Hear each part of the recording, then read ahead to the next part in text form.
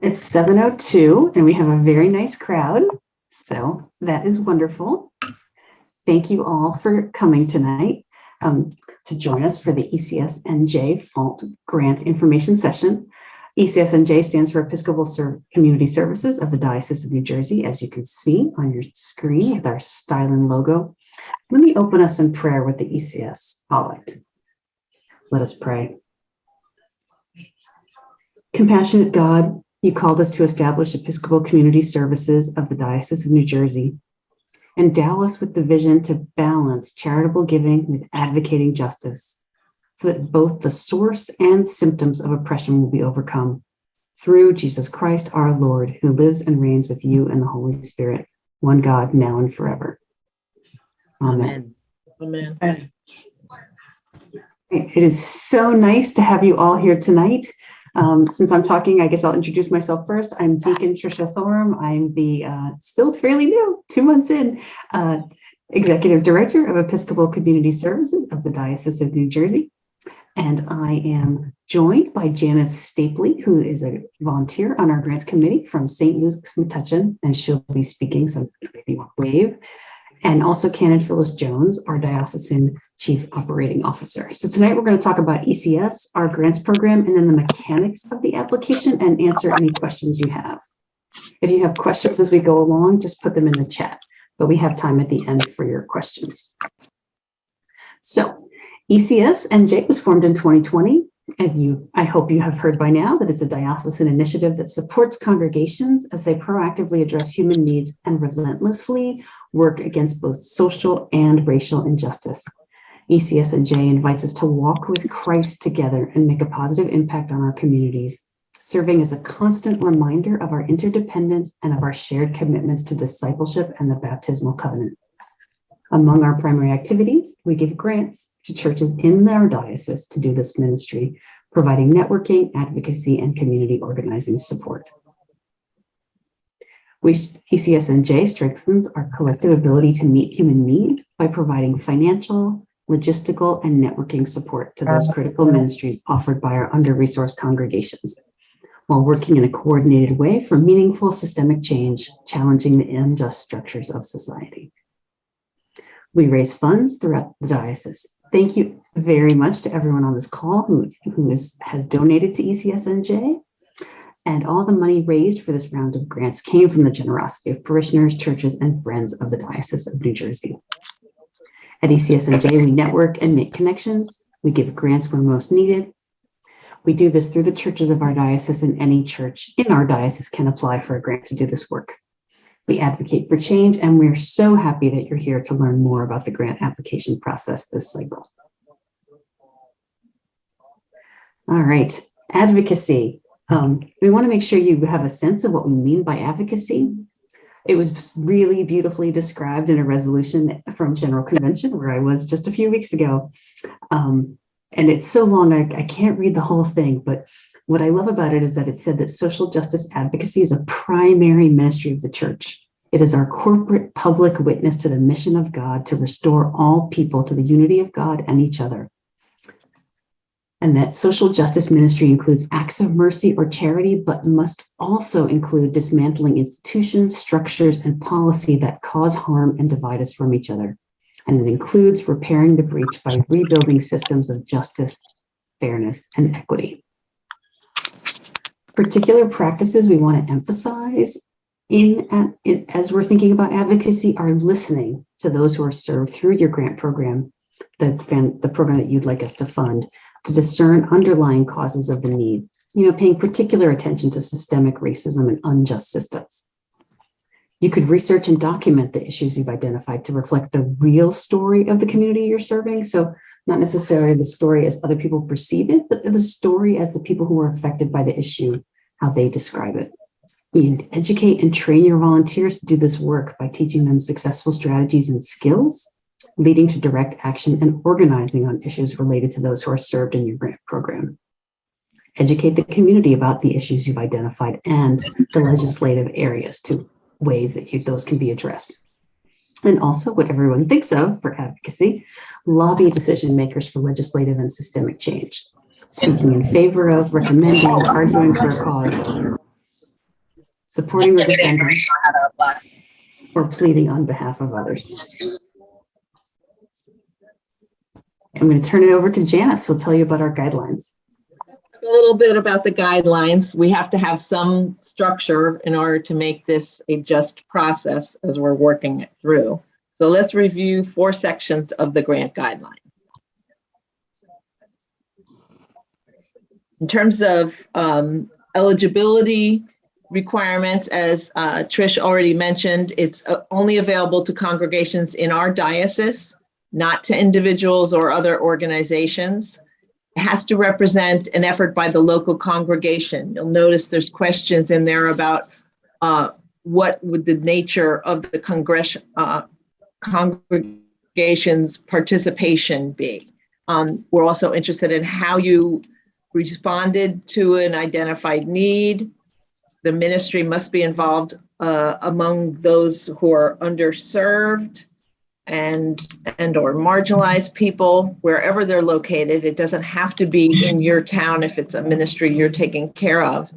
And eligibility cannot be determined by church membership or participation in church activities. So this is something that church is doing for the community rather than the church is doing for the church.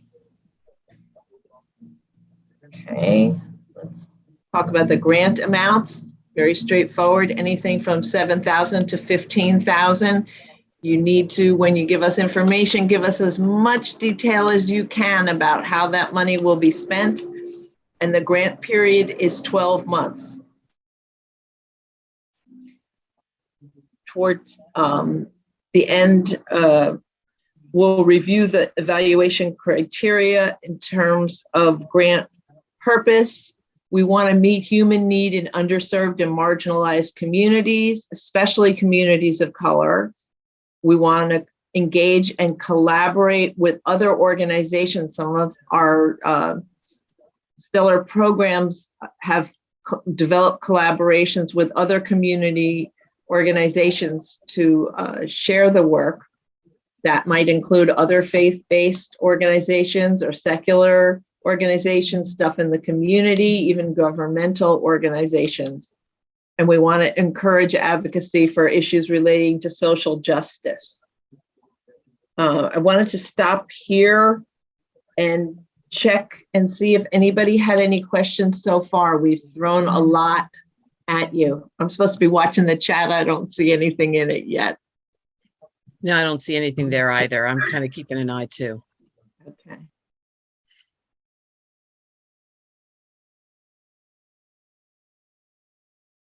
Okay, so we'll just briefly talk about grant purpose, and that is, and dates, we lost it. Dates, it's due on Fridays. Oop, we're back to purpose. Is that where you want to go? I'm trying to follow the talking points. So, yeah, me too, but never mind, I'm old. The project should address at least one of the following objectives: to meet human need, to engage and collaborate, and to encourage advocacy for issues related to social justice. We're really excited about new advocacy efforts, especially those affecting underserved or marginalized communities. And I think we can hop to the dates we had. Thanks. So it's due on Friday, September 9th.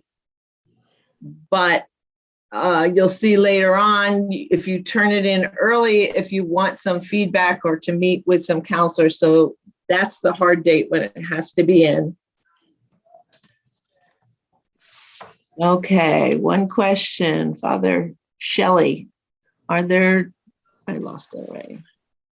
are there distribution requirements / expectations across counties or convocations in the diocese? Good question. Yeah, we have a slide on that later, but it is one of the things that we have in mind when we're looking at the applications. With regard to the crawl space and everything, should we have our exterminator come out? Hey, Maggie, could you mute yourself? Yeah. Thanks.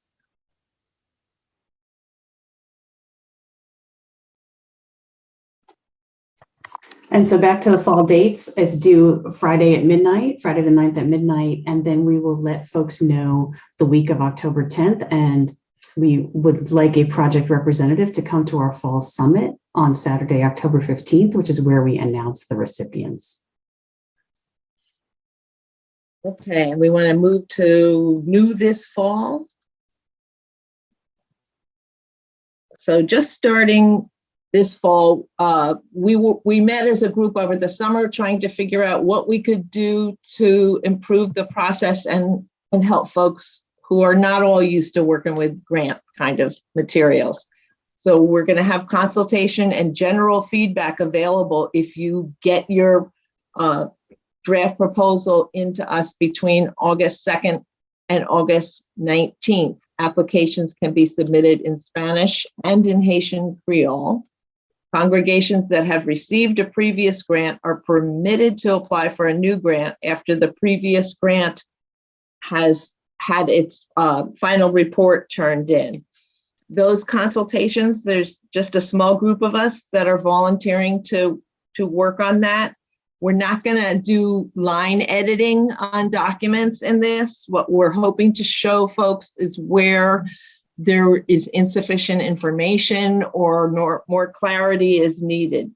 We also want to point out that participating in the consulting process doesn't necessarily guarantee that you'll be funded. And the consultations will just be in English for this first pilot series where we're going to try it out. Okay. And we'll check again for any questions before Trisha's going to tell you about Formstack. I think It's the one actually- question we had is going to be answered. Yeah, by this exactly. section. Yeah, so if you would like to participate in this consultation process, you can send your draft grant as an email or a Google Doc to grants@ECS-NJ.org, which is also, that's all in the story, I think, on Know Your Story on the diocesan website. And if the actual application due on September 9th is in Formstack. So that is, you have to go through Formstack to get your, to apply. And then Trisha, before we actually move further with that, did you want to try to tackle Brian's question in the chat? Did you see that one?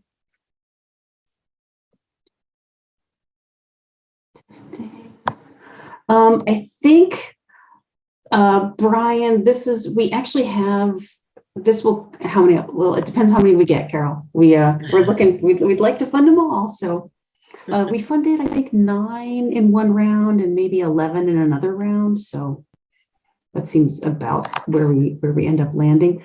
In terms of your question about who are the beneficiaries, we have several questions that basically say who are the beneficiaries and how are they identified and exactly how will they be impacted. So I would expect that you would answer those questions pretty fully. And then if there are extra benefits to people who aren't necessarily as marginalized, like that could be good too. Maybe they're engaging with fellowship with each other. Like that would fit our idea of advocacy and something we'd love to see. Janice or Phyllis, or Maggie, you want to jump in? No, I think you said it perfectly. That would absolutely, I think, be what we would looking for. Is we want to look for that core group, to be the underserved, marginalized people. But if there are other ancillary benefits, that go along with that, so much the better. Right. So Formstack. Again, the Formstack link is in the story on the diocesan website. So this is what the first screen looks like when you click the link.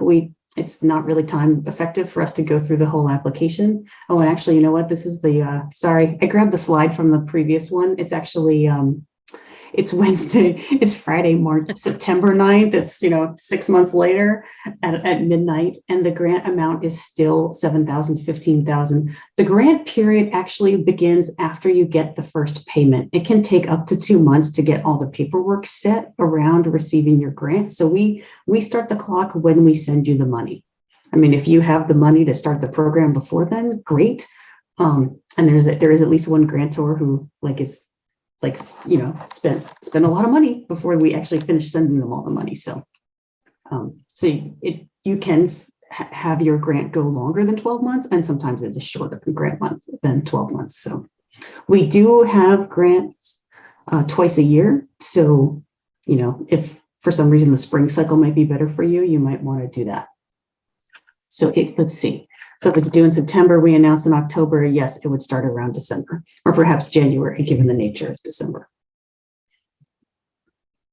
And if you want to start it earlier, you can, but it's really. Yeah, because some of that is also depends upon how quickly a congregation gets their memorandum of understanding back to us after the grant is actually awarded. There's a memorandum of understanding form that needs to be completed and sent back along with bank transfer instructions. So it doesn't necessarily have to be 2 months between the time the grant is awarded and the time that the funding starts and your grant period starts. It really kind of depends upon how quickly that paperwork gets turned back around to us, so that we can then issue the money. And presumably you've been laying the groundwork for, you've been preparing for the project to start. So, it may make sense to start it a little bit earlier. All right, so that is the first page in Formstack. Okay, this is a very important thing, the save and resume later button. You can save and resume later, and you can save your work in Formstack. I think you have to provide your email and stuff so that you can log in later. But you can definitely save your work in Formstack and resume it later. This is actually a great thing to do, because then if there's a problem with your application, like everybody's applying to Formstack at 11:59 and they don't all go through, we can at least see that you started it. So you want to save and resume later. It does lead to a little bit of an issue around uploaded files, which we're going to talk about in a second, but I highly recommend save and resume later, or of course you will be, drafting your answers multiple times in Word before you even get to this phase. The way to get to the next page is, of course, by clicking next in Formstack. Right. The red asterisk where it says name of senior warden, some churches are not, are sort of in between in their clergy staffing, and so they all have a senior warden. So we made the senior warden one required. The red asterisk means that information is required in the Formstack application. Right. And then, as you can see, we have yes, no questions. And then we also have text box questions, right? So if yes, describe that funding, that is a very open, it's just an open answer kind of text box.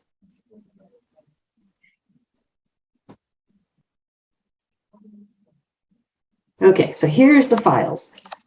For your application to be complete, we need your 2 most recent congregation annual reports. We also need a budget. That comes later. You can upload those files in this part of the application, but if you save and resume later, Formstack will not save the files. So if that happens to you and you forget, you can email them to grants@ECS-NJ.org, which is why it says that right there. And if your application is complete in every other respect, I will email you and say, hey, we need those annual reports. And just to be clear about the annual reports, what we're looking for there is not your parochial report. Mm-hmm. What we're looking for there is the annual report that you present at your congregation's annual meeting, typically in either January or February of every year. So it typically would include the budgetary information for the congregation for the prior year, but also a lot of the other reports that your ministries provide for that whole summary annual report to the congregation. So that's what we're talking about when we're talking about the annual report. So Marshall, I'll get there in a second, Marshall. Let me just finish this point about the annual report. And if there's more you want to say about outreach that is not in your annual report for some reason, we gave you this opportunity here. Again, it's just an open text box. The applicant would be St. Peter's in your case. So Marshall asked, St. Peter's has a 501c3 that's very closely affiliated with them. And the question is, can they apply for a grant to do that work and to do their work that also gets carried out through the 501c3. And the parish would have to apply for the grant and be the lead and be responsible for the grant. But we're certainly, and I'm sure you have lots of external community partners that we'd also be looking to see. Anybody else want to jump in? Sorry, I automatically answered. No, that's great. Perfect. Okay, Right. on to the next one. To Janice. Okay, so when we get to the grant and project description, more is better than less.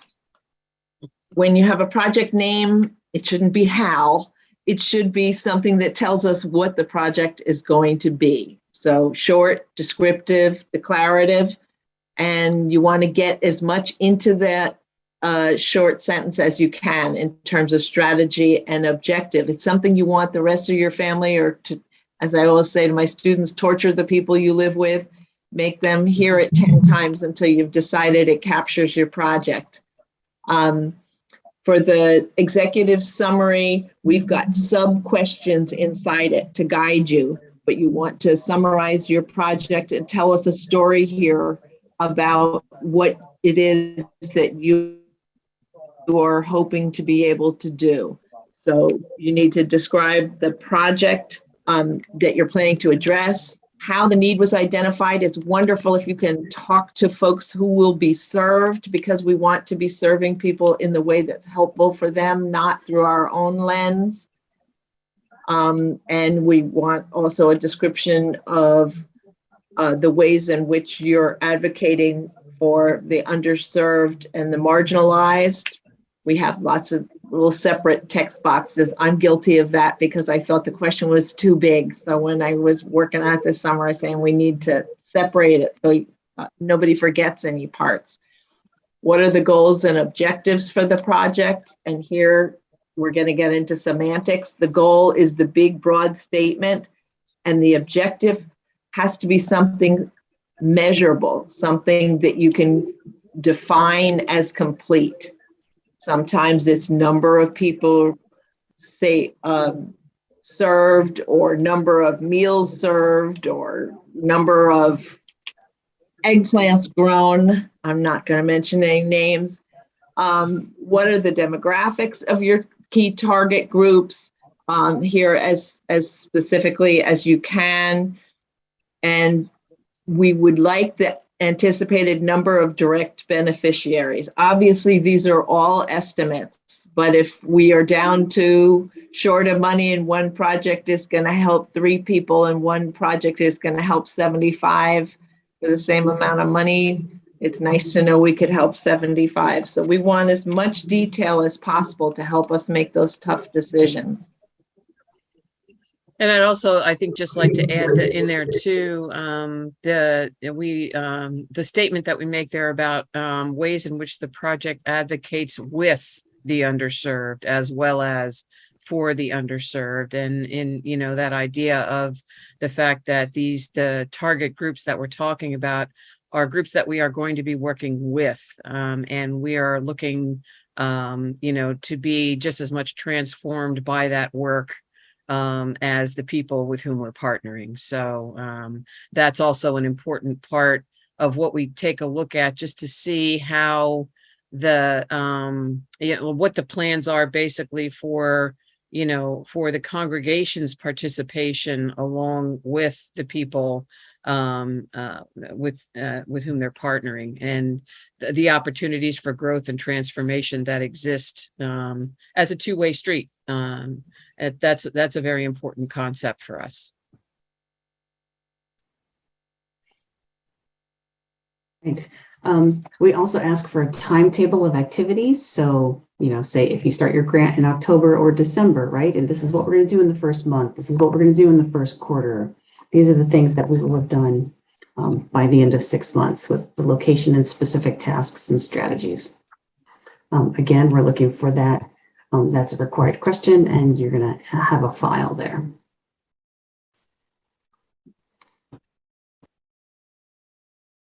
This is Phyllis's section for sure.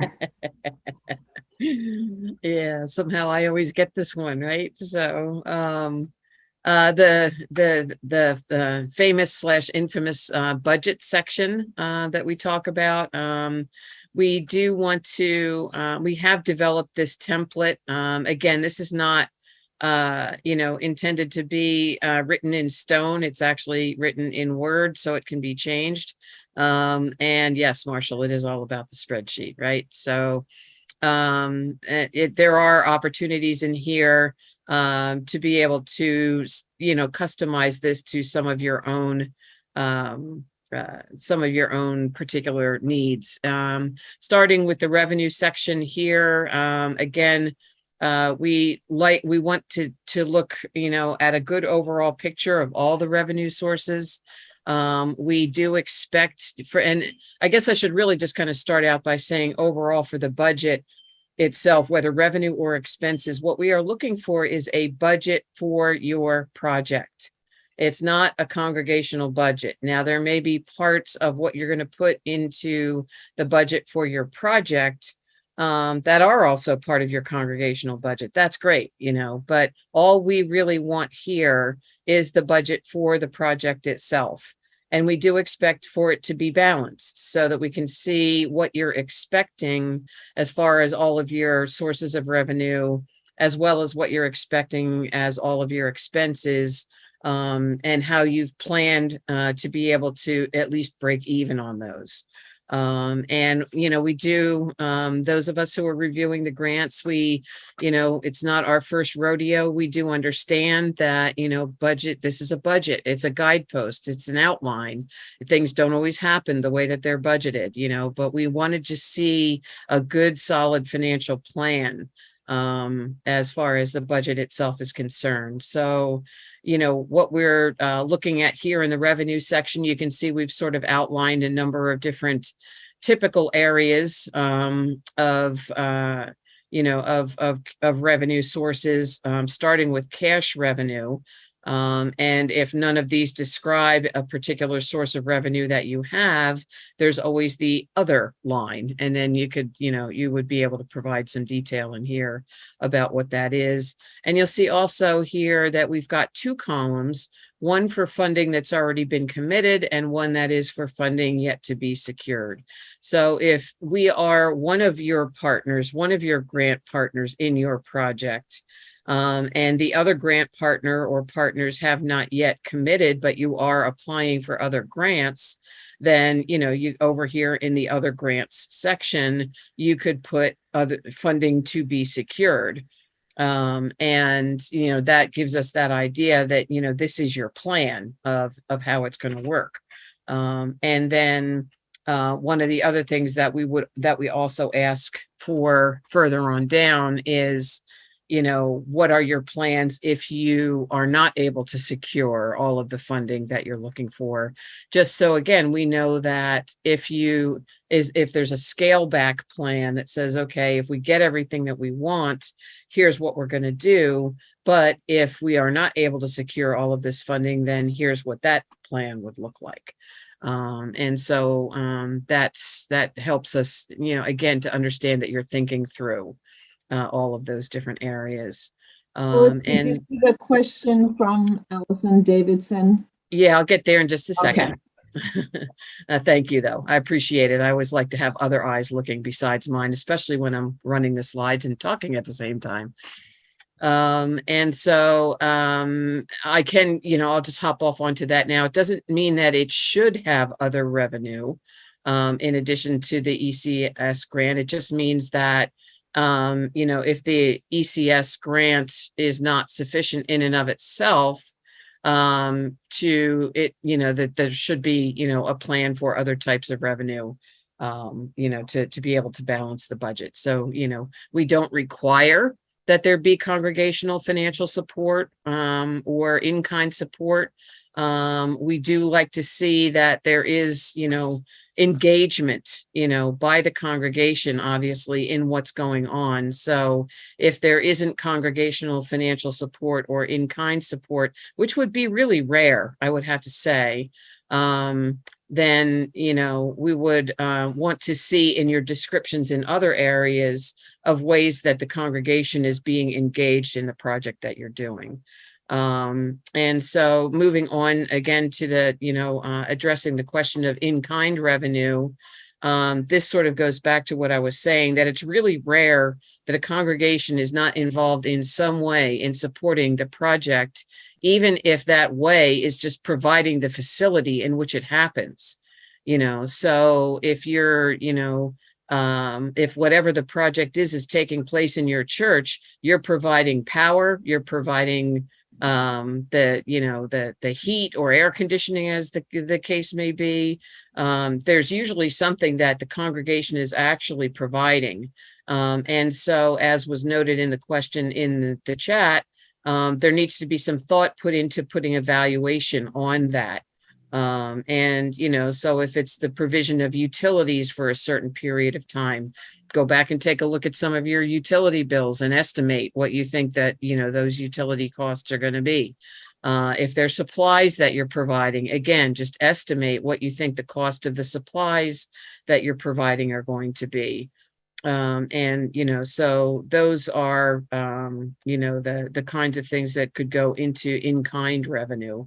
As far as supporting the project is concerned. And so, yes, there does need to be some thought put into how you do attach dollar amounts to some of those kinds of contributions. And if there are, we will have plenty of opportunity, as Tricia already noted, between now and the time that the applications are due, to have, even one-on-one consultations with you, if you would like for us to do that. So if you've got a really kind of a, sticky issue about a particular item and you just don't know how to value it, just let us know, and we'll be happy to just kind of sit down with you one-on-one, and talk about some of those kinds of things that might take a little help to make your way through.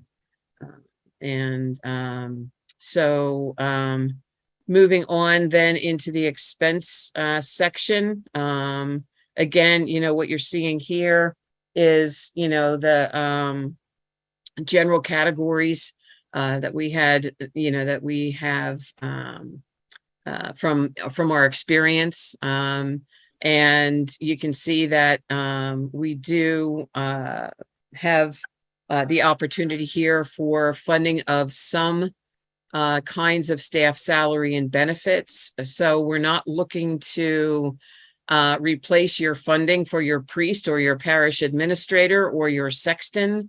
All of those, if those people are going to be participating in this project in a way that would, in a significant way, those would be in-kind expenses that you would be paying those expenses and listing them as, as a part of your in-kind contributions. But what we're looking at here is if you're starting up a brand new program, and you need someone, or let's just say you've got here's a good example. If you have a feeding program that's been ongoing, and what you want to do now is you want to do some, wraparound social services evaluations and opportunities, to be able to go along with your feeding program. But you need to pay someone who is licensed to be able to give that kind of service and advice, to be able to expand your program to offer those services to people. That's the kind of a position that you would consider here. In one of our examples was an immigration center, where it has to be under the supervision that what's being done, the work that's being done by the congregation has to be done under the supervision of a lawyer. So there's a certain number of hours per week that the lawyer comes, and the lawyer is compensated for that work. So those are the kinds of things that we're talking about when we look at salaries. And then some other different types of, expenses here, different kinds of program expenses that you might have. And we give you plenty of places to list different items. Some other typical things down here, and then the ever-present other for whatever we haven't covered above. To come to the total of the cash expenses here, and again, the in-kind expenses, if there are, issues with valuation or how you figure out what you would put in there, then that would be something that we would certainly be happy to guide you through. And then moving into the responsible parties in the signature section, we have the everybody here who would be just listed by typing in the names. And then down here, it's just somebody drawing, how I just hate doing this, trying to draw my signature with my finger. It never looks anything, like my signature, but it's just the way that it is these days. So that's what we have again here on Formstack, is you just putting your authorized signature in there. And then you would go ahead and submit. And before we move on, is there any other questions we haven't already answered about any of this? Not seeing anything in the chat. Alrighty. Moving right along. Janice, back to you. Okay, I'm back to evaluation criteria, that thing, nobody likes being evaluated. We're not evaluating people, we're evaluating grant applications. And we need some standardized criteria to be just in how we're doing it and how we are rating each one. If you look at the, if you look at the application, when the multiple readers go through the grants, they are rating individual sections, so that it isn't just one global, oh, I love this one or I didn't love it. We're looking at each section and rating each section. We're looking to have growth of outreach capacity, and that can either be a brand new ministry or a significant expansion of the current one. What's really different? How are you adding something very novel to it? Or advocacy, I can't say the word, advocacy actions. We're looking for community impact. How is this going to improve things for folks? And here again, it's great if you can include partnership and collaborations. It's not required. Some of the thoughts we were coming up with was that that's another area that sometimes we can consult and share what other congregations have done in terms of partnering with other organizations. We're looking for just how much detail you have in there. Do we have enough information to really understand what you want to do? A lot of this, I hate to tell you, Phyllis, goes back to the budget, but how feasible is the plan? If you don't have a workable budget, you might have a wonderful idea we all love, but it has to be doable. We're also, remember, hoping to be working in discipleship and building up the body of Christ. I think we're all cognizant of the fact that it'd be lovely to have some folk from the congregation, as is possible, to be involved in it and to grow, as Phyllis was mentioning, from the experience in multiple ways. And rather than saying 4 people from the congregation will be involved, if you could tell us how those 4 people will be involved, that would be dandy. Your progress, you all tell us about your progress and we take it on faith. I don't know that we have measures for the progress. We have measures for evaluating the grant applications. Somebody else want to jump in and save me on that one? Sure. So at the beginning of the, after the MOU is signed, we send you the first half of the grant, and then in the middle, around 6 months later, unless you tell us you need it earlier, we will send you a progress report in the middle. And so we ask particular questions, and you tell us how you are on track with what you intended to do, or you tell us how you pivoted and how you're on track with this other idea because there was this gigantic challenge that you described to us. So after we review that midterm report and then send the other half of the grant. So that's how we Right, because remember before as Janice said earlier on, we're going to be asking you for your goals and your objectives, and we're expecting those objectives to be measurable. So we're going to be looking to you to tell us how you're measuring yourself against the objectives that you set. Or, as Tricia just mentioned, again, we know that it's not a perfect world, and sometimes things happen that mean that it didn't go the way that you planned and you had to pivot. Maybe you had to adjust some of your objectives within the overall scope of what you wanted to do. That's fine. We just want to hear about that, and we want to hear about sometimes we all learn more when we have to do that than when something just went pretty much as planned right from beginning to end, so that's not a bad thing if that happens, but we will be asking you, to be measuring yourselves against the objectives that you set, and telling us how you did and how you changed. And no, we don't, as Janice said, we don't police this. We're looking for you to just be reporting to us on how things are working out from you. And even in the case, whether things are going well or you're having challenges, if in the context of that, there are ways that we can then interact with you, perhaps to help you through something that you're having to struggle with. That's part of what we're here for too. So it's a good way to maintain really strong two-way communications. We have one more evaluation. Can I just ask a question about the evaluation criteria?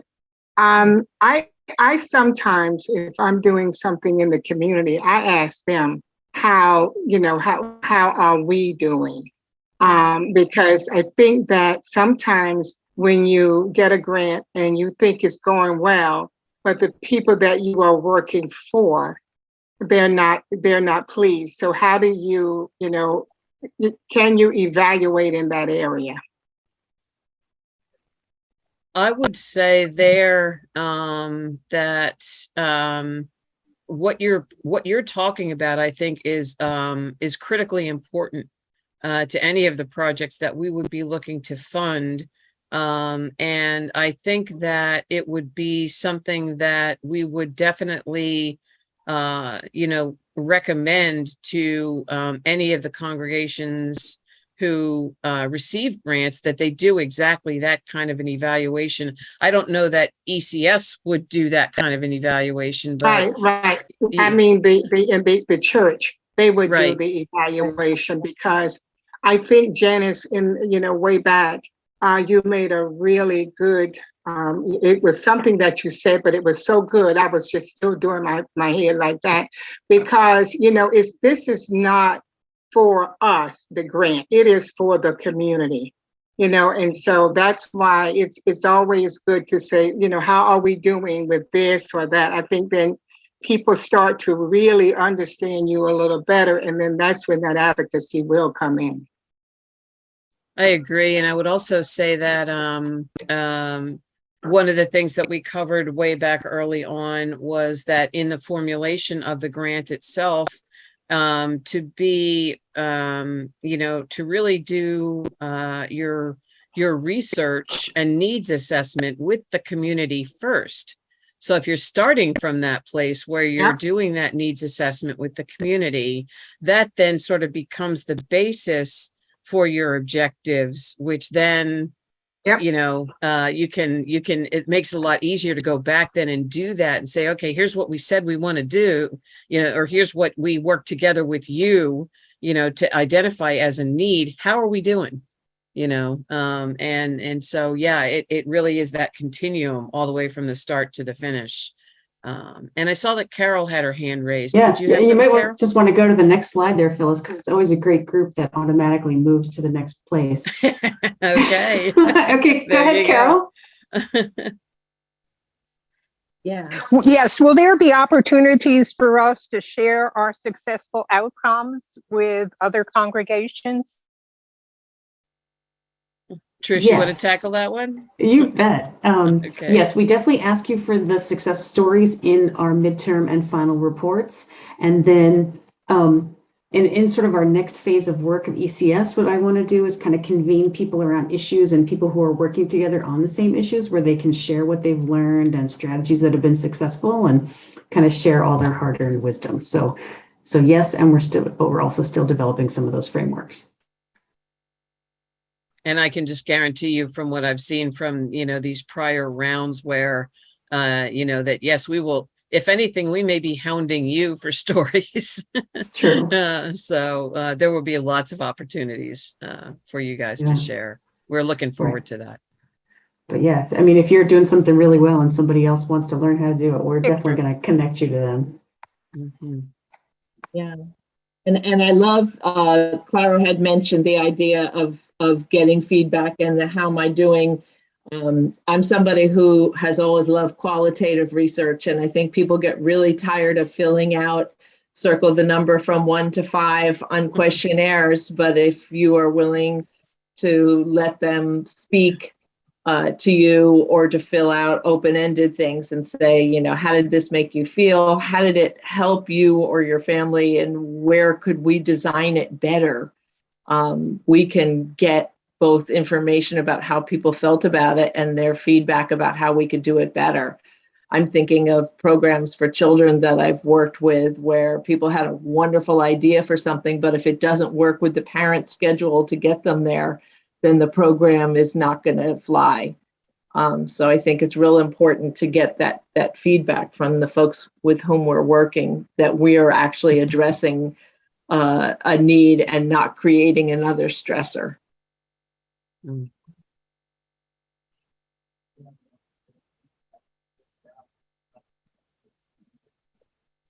Questions? I have to be thorough, but.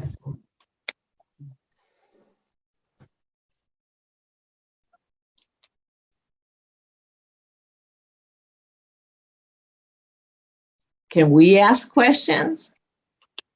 Sure. You mean of the people who are here? Yeah. How many people think that they want to apply early and do a consultation? This is a new pilot program. Yeah, We have no idea what we're looking at. Yep, and it's this week and next week, so you would have to get that in pretty quickly. And the recording, yes, will be available to see after this session.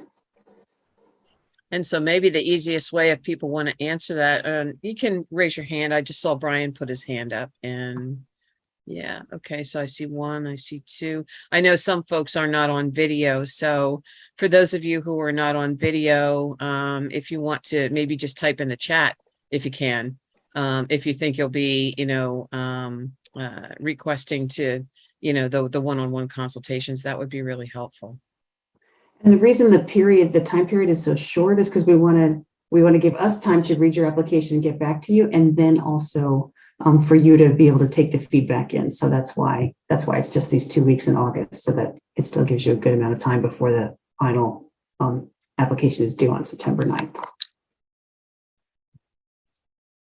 And I see Patience has her hand up. I don't know if that's just to be counted or if you actually have a question, Patience, please feel free to unmute yourself. So yeah, I would love to get the consultation. Great. I've got a check mark next to your name.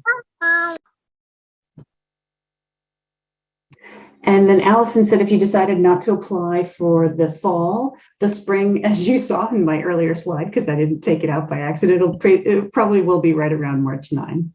It's about 6 months later. And again, we will release the material in January or February. And again, presuming this consultation period works out very well and people are happy with it, again, we ask the people who we're serving, that would be in March. That would be in February, probably early February.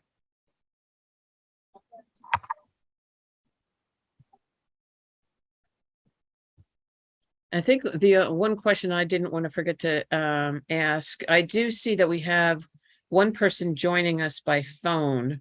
Could you tell us who you are?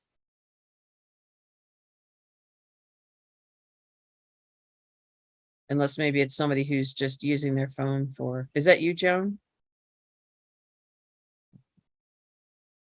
Somebody who's 732-209-3507.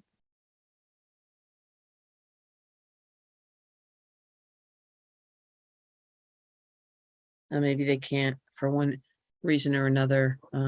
If you can hear me asking, oh, Siobhan. Okay, Oh. thank you, Oh, Siobhan. great. Oh, hi, Siobhan. Great, thank you so much. Just checking.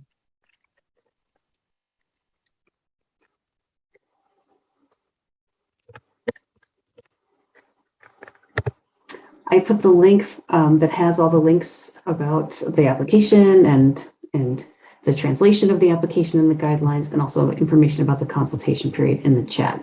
And if you have questions later, really, you can email grants@ecsnj.org, ecs-nj.org. For color. You got my picture with you. Am I learning? Any more questions?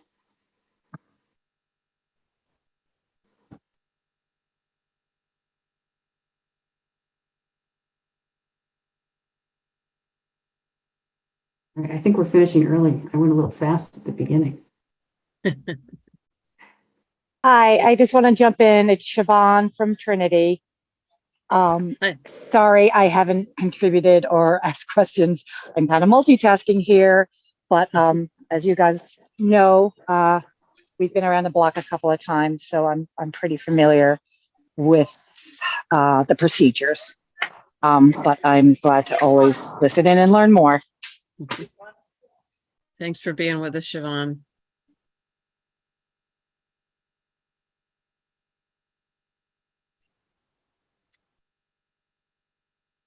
All right.